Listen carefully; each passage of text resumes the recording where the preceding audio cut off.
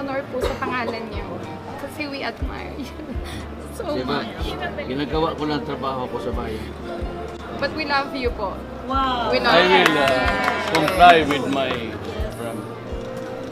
corruption program. Sana po pag may time po kayo, makita niyo po yung inalay po namin sa inyo. That's how you inspire the Filipinos abroad. Ganyan po yung effect sa amin.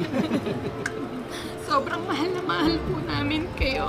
Alam mo, classmate kasi kami sa grade. Ito po yung before the project. Ito po yung finished product po niya. It all happened because of our inspiration sa inyo po. Yung ginawa niyo po sa bayan and for the Filipinos and OFW po. Oh, the country. Can I have? And for the Signan ko na lang. Sa iyo, side mo. Huwag po kayong susuko, tatay. Ay, hindi na. Nandito lang po kami. Exasperated lang ako kasi naghabol kasi ako ng corruption. Yes. Sabi ko, kung ganito kayo, may kausap ako ng pati kayo, nahabol ko yung na yung Pilipino. Sabi yung sa general sa kaya sabi ko, kung ganito, I do not see any honor in serving this country. Pati kayo nandiyan sa corruption. I'd rather resign. Gusto ninyo kayo ang papulit sa buhay. Ayaw ko. But it was just exasperated. Huwag niyo po kami iiwan. Hindi ho. Tsaka yung, wag ko mag-alala, yung military natin, pati police, faithful yun sa tao. Kayo rin. Hindi yan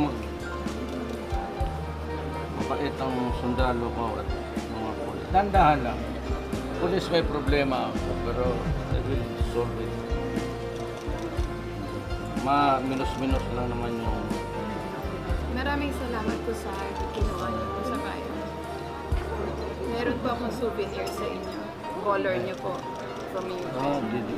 Do not destroy my country because I will kill you. Simple lang yan. Do not destroy the youth of the land and deprive us of a brighter tomorrow for the next generation. What is wrong there?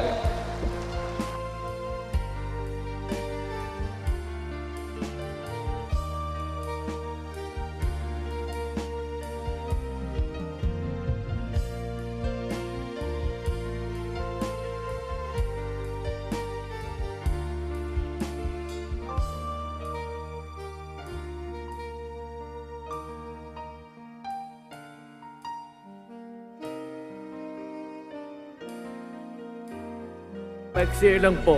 Salamat for making me president.